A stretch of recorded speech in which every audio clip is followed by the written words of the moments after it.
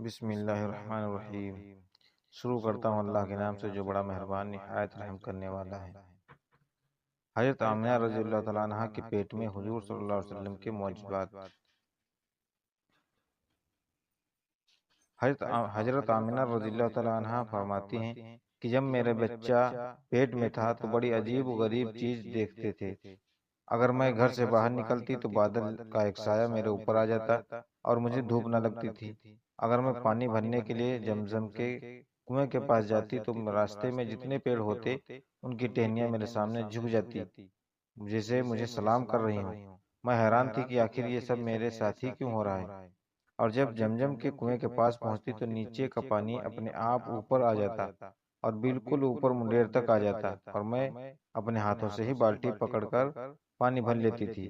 مکہ کی عورتیں مجھے زمزم کے کنویں کے پاس کھڑی رکھتی تھیں اور مجھے جاننے نہیں دیتی تھیں کہ وہ کہتی تھیں کہ آمنہ تم تھوڑی ہی دیر رکی رہو، کھڑی رہو، ورنہ تمہارے جانے کے بعد پانی نیچے چلا جائے گا اور پھر ہمیں پانی بھرنے میں بہت تکلیف ہوگی۔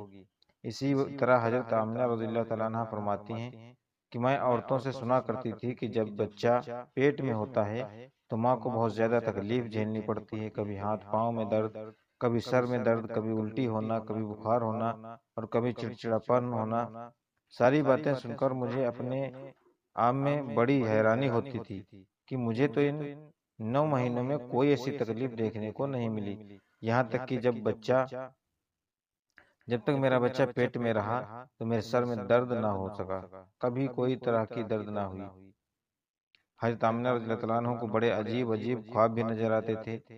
وہ کہتی ہیں کہ جب میں رات کو سوئی تو مجھے خواب نظر آتا کہ میرے جسم کے اندر سے ایک نور ہے جو نکل رہا ہے اور اس نے ساری دنیا کو روشن کر دیا ہے۔ یہ سب دیکھ کر مجھے یقین ہو چکا تھا کہ میرے پیٹ میں جو بچہ ہے وہ واقع ہے۔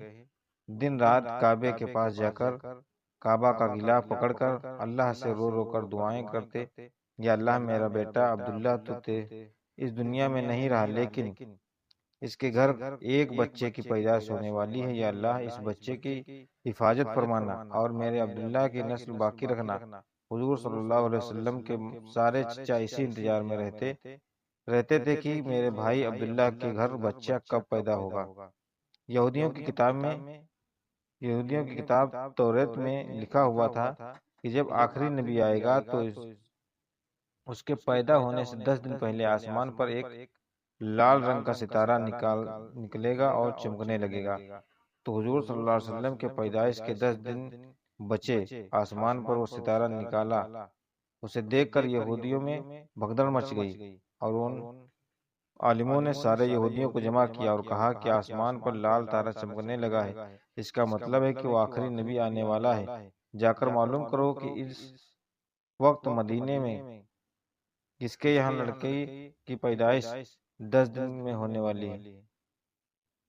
یہودی نے جا کر مدینے میں معلوم کیا تو وہاں بہت سی عورتیں حاملہ تھیں، لیکن ابھی کسی کا وقت نہیں آیا تھا کہ کسی کے 2 مہینے باقی تھے، کسی کے کچھ مہینے۔ ان یہودی نے آ کر عالموں کو بتایا کہ مدینے میں ایسا بچہ تو پیدا ہونے والا نہیں ہے۔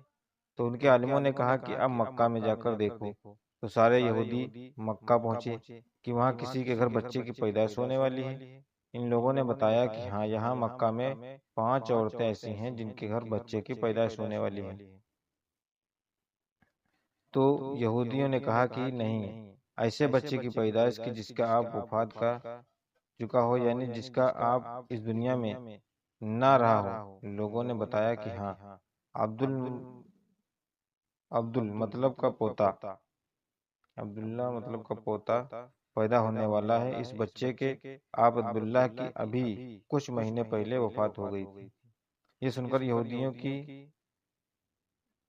نکل گئی اور وہ سب روتے چلاتے اپنے عالم کے پاس پہنچے اور کہا کہ افسوس، آپ نبوت یہودیوں سے نکال کر مکہ والوں میں پہنچ چکی ہے۔ وقت یوں ہی گزرا، آخر وہ دن آ گیا جس کا سبھی کو بے صبری سے انتظار تھا، جس کا انتظار آسمان اور زمین، چرند اور ہر مخلوق کر رہی تھی۔ آج اس بچے کی پیدائش ہوئی جس کی وجہ سے اس دنیا کو بنایا گیا۔ اگر وہ نہ ہوتا تو شاید کچھ بھی نہ ہوتا۔ آج اس بچے کی پیدائش ہوئی جس کے لیے چاند کے 2 ٹکڑے کر دیے گئے۔ اس بچے کی پیدائش ہوئی جس کی خاطر سورج کو اپنی جگہ پر روک دیا گیا۔ سورج ابھی تک ڈوبنا کیونکہ میرے عجیب حبیب محمد صلی اللہ علیہ وسلم نے ابھی کی عصر کی نماز نہیں پڑھی ہے۔ آج اسے بچے کی پیدائش ہوئی جس کے پاس ساری زندگی میں جبرائیل علیہ السلام 26,000 بار آئے۔ رات کا وقت ہو چکا تھا۔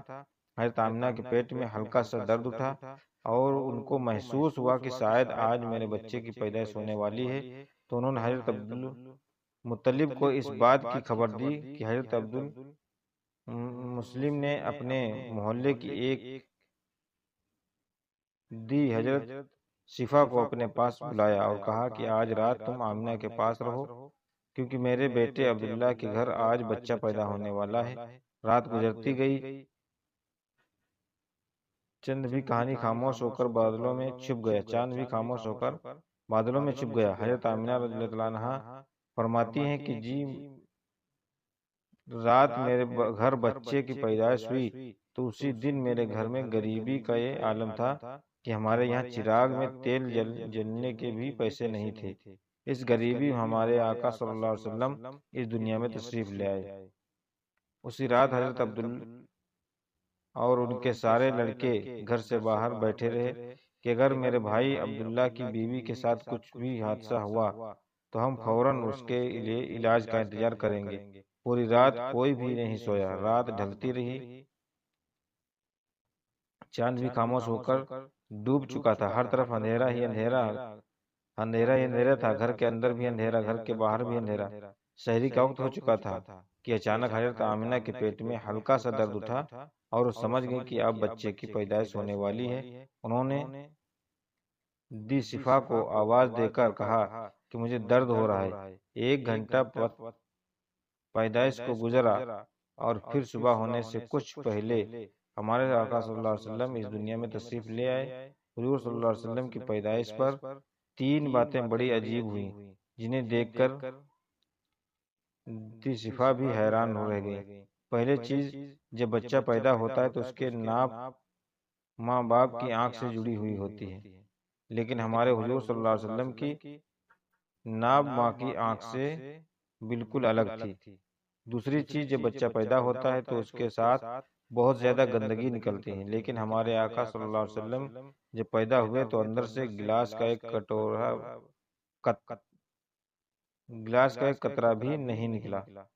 تیسری چیز، جب لڑکا پیدا ہوتا ہے تو اس کا ختنہ نہیں ہوا ہوتا ہے، لیکن ہمارے آقا صلی اللہ علیہ وسلم جب پیدا ہوئے تو آپ صلی اللہ علیہ وسلم کا ماں کے پیٹ سے اندر ہی ختنہ ہوا تھا۔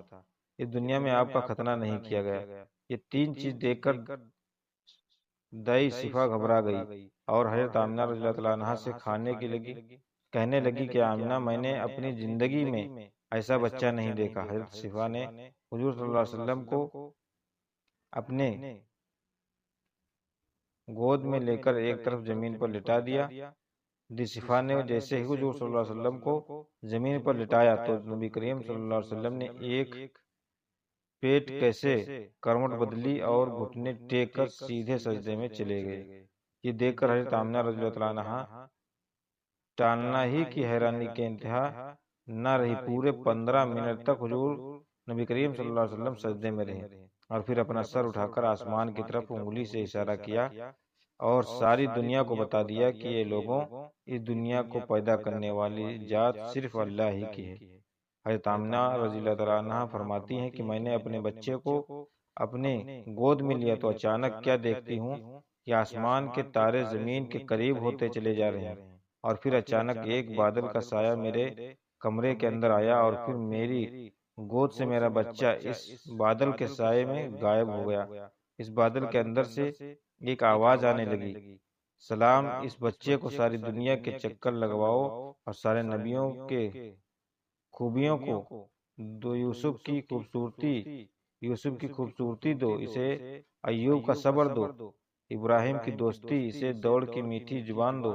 اور پھر حضرت آمنہ رضی اللہ عنہا فرماتی ہیں کہ تھوڑی دیر بعد وہ بادل کا سایہ ختم ہو گیا اور میں دیکھتی ہوں کہ میرا بچہ میری گود میں لیٹا ہوا تھا۔ صبح ہونے والی تھی۔ دیسفا نے باہر نکل کر حضور نبی کریم صلی اللہ علیہ وسلم کے دادا حضرت عبداللہ کو خوشخبری سنائی اور کہا، عبداللہ تجھے پوتا مبارک ہو۔ یہ سن کر رات بھر جاگے عبدالمطلب کی ساری تھکان جیسے کہ ایک پل میں ختم ہو گئی، اور وہ اتنا زیادہ خوش ہوئے کہ ان کی آنکھوں سے آنسو بہنے لگے، اور دیسفا سے کہا کہ جلدی سے مجھے میرا پوتا لا کر دو۔ دیسفا جیسے ہی حضور صلی اللہ علیہ وسلم کو باہر لے کر آئیں تو نظر پڑتے ہی سب کے ہوش اڑ گئے۔ اس قدر خوبصورت بچہ عام گھر کے پیدا ہونے والے بچوں سے الگ، سارے چاچا بھی اپنے بھتیجے کو دیکھ کر بہت خوش ہوئے، یہاں تک کہ جب ابو لاب کے بندی صحابیہ نے جا کر عبدالحق کو خوشخبری سنائی تو اولگ تجھے بھتیجا مبارک ہو۔ یہ سن کر عبدالعہد اتنا خوش ہوا کہ اس میں اپنی بندی صبیہ سے کہا،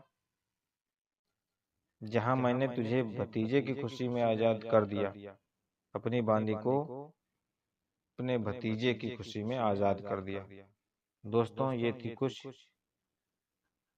باتیں دین کی جانکاری میں، اور اگر کچھ کہنا ہو تو کمنٹ میں پلیز کہہ دیجیے گا۔